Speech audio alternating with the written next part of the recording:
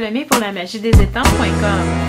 Alors, aujourd'hui, on fabrique cette belle petite, c'est dans le fond, le poinçon portion de frites de Stampin' Up que j'ai vraiment décoré et plus transformé en panier ici. Alors, qui accueille des petits macarons en chocolat et puis dont l'intérieur aussi est décoré. Donc, on va aller faire ce beau papier-là qui pourrait servir à faire des cartes aussi. Le papier est tellement beau, vous pourriez faire des cartes, des petites cartes pour votre Project Life, bref, d'autres articles 3D. Ça finit plus. Alors, on prend une grande feuille quand même. J'ai pris quasiment presque 6 pouces de long par, je sais pas combien, là, j'ai pas mesuré. D'après moi, c'est au moins 10 pouces. En fait, je vous montre. La découpe ou le poinçon, portion de frites, c'est ça ici. Mais après ça, je veux avoir un espace pour venir faire une doublure ici pour l'intérieur parce que c'est tellement plus joli que laisser ça blanc. Donc, ça me prend ça, mais vous pourriez faire avec des retailles aussi. Regardez comment c'était beau. Donc, c'est un look très aquarelle. J'adore ça. Vous commencez avec un papier pour aquarelle. Vous pourriez dire, je vais aller vaporiser un petit peu d'eau. Mais c'est pas tout le temps, pas beaucoup par exemple, parce que ça va trop diluer. Ou vous pouvez commencer directement ici avec vos encres. Et là, j'ai pris Pointe Pacifique et Tarte au potiron. Je me disais que les deux mélangés ensemble, ça va me faire des teintes de vert. Ce qui n'est pas désagréable quand on a des mélanges de couleurs. Je laisse ça comme ça. Et je laisserai sécher ça tel quel. Je peux jouer avec, faire couler, mélanger mes couleurs. Et idéalement, je laisserai sécher comme ça parce qu'on pourrait voir toutes les gouttes sèches telles quelles. Alors là, je vais l'accélérer pour les besoins de la cause. Mais je vais essayer de ne pas sécher trop proche pour quand même garder des beaux effets. Voyez-vous comment il gondole mon papier, mais il va reprendre sa forme parce qu'il est fait pour ça. Alors je chauffe.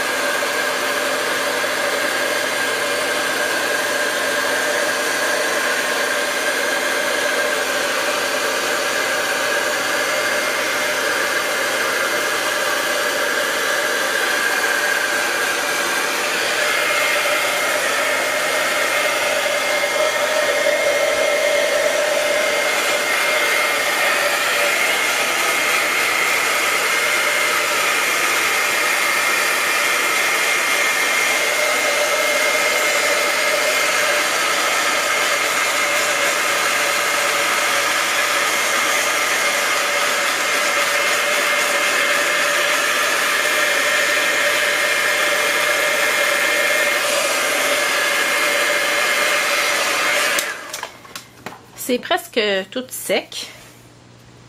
La prochaine étape, je vous suggère, vous pourriez déjà travailler directement sur votre papier. Moi, ce que je vous conseille, c'est d'aller tout de suite passer dans la Big Shot parce qu'après, on va avoir plus une meilleure idée où est-ce que ça donne sur notre boîte. Mais sinon, vous pouvez parfaitement faire tout votre travail et le passer à la fin.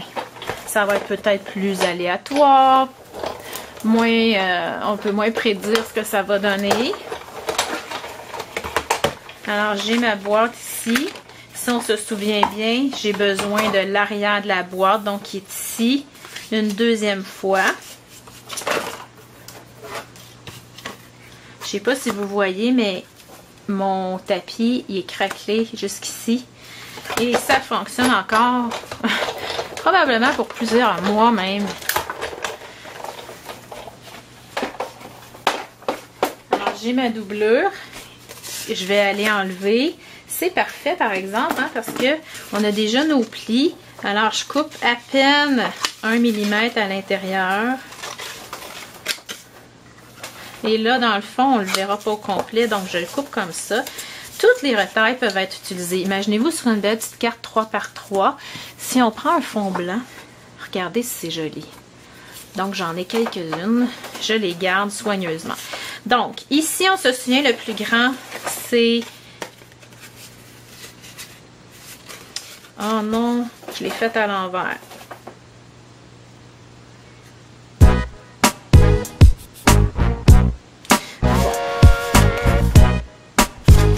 C'est génial.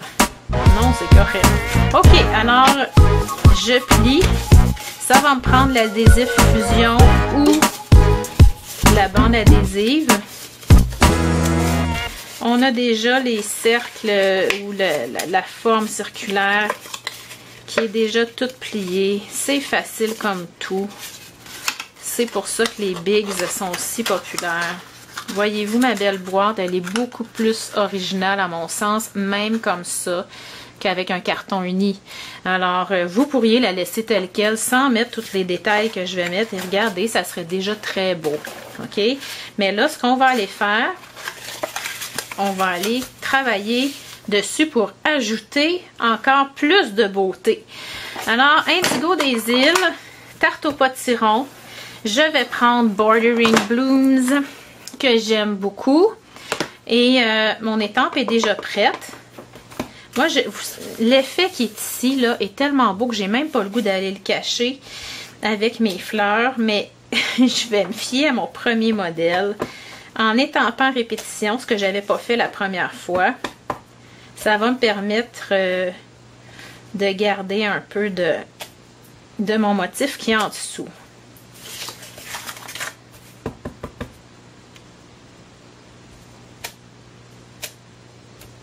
OK, pas plus compliqué. Ensuite de ça, j'ai décidé d'aller ajouter des cercles. Vous allez dire, c'est donc bien, ça pourrait être correct comme ça, là. Mais oui, ça pourrait être correct comme ça. Je veux simplement vous en montrer un petit peu plus. Vous pourriez aller vaporiser. Mais moi, je voulais avoir un petit peu plus de contrôle, voyez-vous, pour savoir où j'en mets et où j'en mets pas.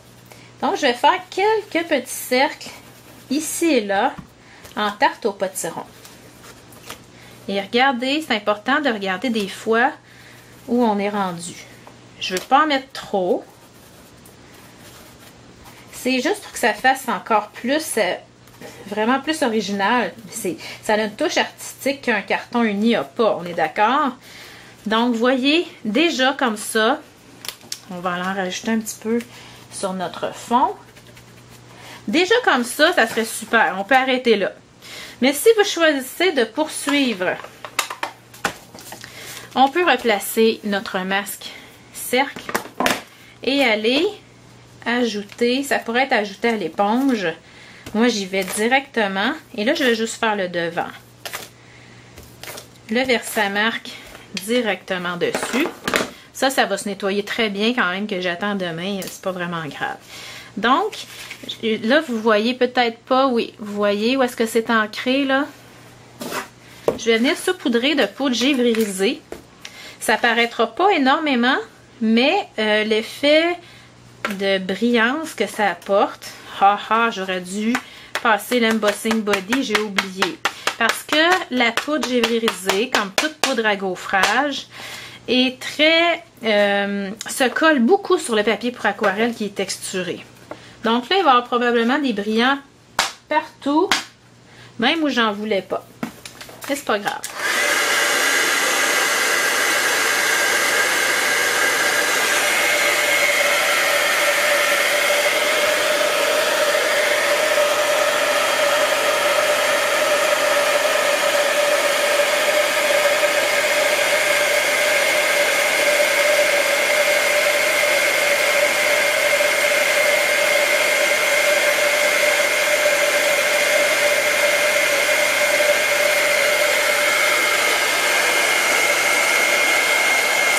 Cette étape-là, comme je disais, elle est facultative, mais c'est certain que quand on regarde la boîte maintenant, si je compare ici qu'il n'y en a pas et là qu'il y en a, vous voyez la différence? C'est tellement beau.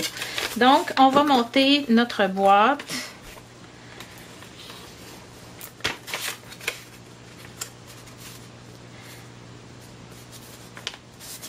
pourriez même faire ça en série, là. C'est une boîte qui demande beaucoup plus que les boîtes portions pour frites que vous voyez habituellement. Mais faites en série, vous pourriez en faire plusieurs pour Noël. Dans les teintes de Noël aussi, ça serait beau. Juste faire attention que si vous prenez du rouge et du vert, ça va virer un petit peu au brun. Donc, faites vos tests avant. Je prends de la bande adhésive parce que je trouve plus mon adhésif fusion. Je l'ai essayé une fois, je l'ai pu retrouver, puis mon atelier est très rangé. Croyez-le ou non. C'est très, chaque chose est à sa place dans mon atelier. Du moins, ces temps-ci, depuis quelques mois dans le fond, parce que je suis incapable de bricoler quand il y a du chaos. Vous pourriez également, là, si vous ne vouliez pas vous casser la tête avec la doublure, faire un côté, puis après ça, faire tout l'autre côté. Pour votre technique de fond, je parle. La bande adhésive, on l'aime parce qu'elle est instantanée. OK. Alors, j'ai ici ma boîte. Ce que j'ai voulu rajouter, ce sont des petites décorations. Mais avant, je vais attirer votre attention vers notre restant ici qui nous reste au bout de notre découpe. Donc, j'en ai pas beaucoup. Mais j'en ai juste assez. J'y vais à peu près là pour faire une anse à mon panier. Et là, contrairement à tantôt, je vais aller coller ça à l'intérieur. Ça va être beaucoup plus joli.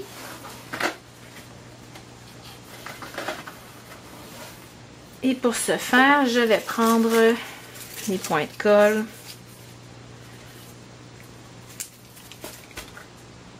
Elle est moins large que celle que j'ai faite tout à l'heure.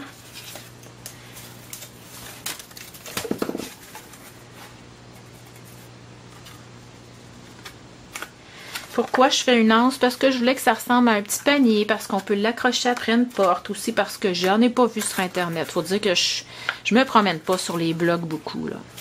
Mais, en tout cas, c'est l'idée que j'ai eue en le faisant. Ensuite de ça, on a besoin de ces perforatrices-là si on veut faire comme moi, dans le fond. J'ai repris mon étampe de Bordering Bloom et je l'ai étampée sur une retaille indigo des îles. Et on étampe des deux côtés. Tout simplement parce que quand on va faire notre feuillage, j'en mets 2 ou 3 de chaque côté, là. Alors, c'est sûr que si je veux l'avoir de l'autre côté, il faut que j'aille mon motif, OK? Donc, il faut penser juste à étamper des deux côtés. C'est pas compliqué parce qu'on a une grosse étampe. Ça se fait rapidement. Et ce poinçon-là, cette perforatrice-là, devrais-je dire, j'en ai fait un usage abusif, entre autres pour mes clubs à distance. Et elle fonctionne toujours très très bien. Donc, perforatrice et les bords et la perforatrice pensée. Ce que je veux faire, c'est aller unifier le tout. Si je place ça comme ça, j'ai aucun rappel de mon orangé. Donc, je vais ancrer. Il m'en reste un petit peu sur mon éponge. Et là, je vais aller chercher les rappels. J'en parle tout le temps, mais c'est tellement important. C'est ce qui fait qu'on fait wow, au lieu de faire comme oh, c'est correct, c'est beau. Alors, celle-ci, là, elle est symétrique. On n'a pas besoin de chercher comment placer la perforatrice. Pour la perforatrice pensée, il faut se faire un petit point, un petit guide. Alors, on monte ça maintenant. Je me place de la colle. Et vous allez dire, tu y vas vite. Oui, j'aime pas ça me casser la tête. Et si c'est pas parfait, ça va être tant mieux. Je m'arrange pour que ce soit central. C'est sûr que j'ai de la colle sur mes doigts.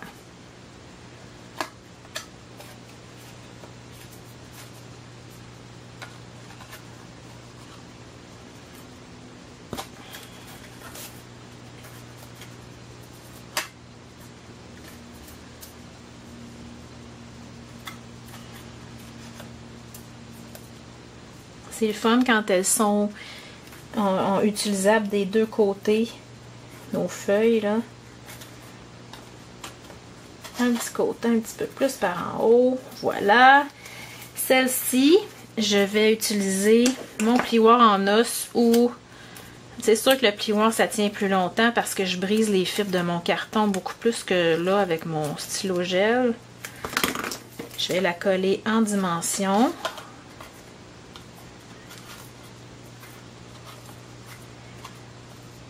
Voyons.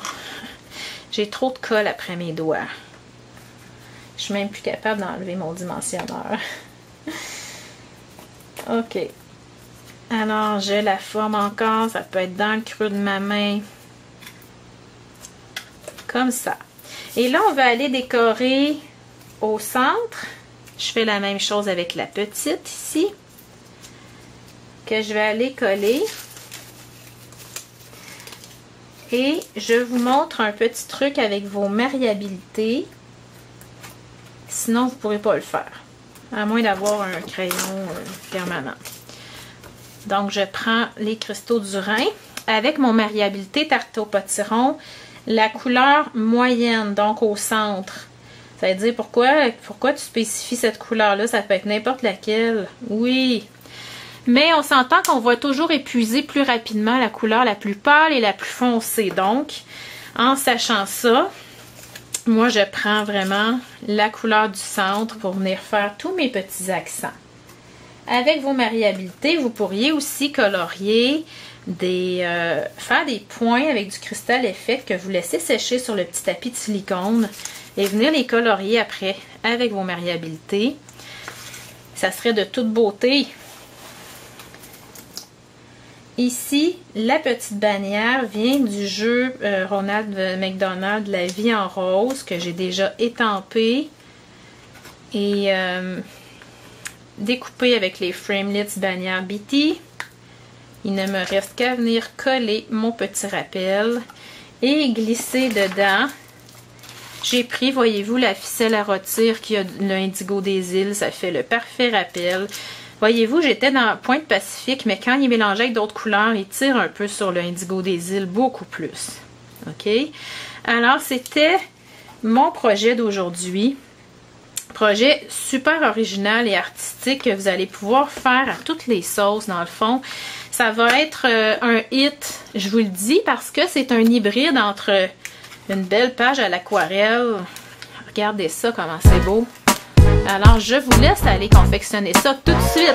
Bonne journée!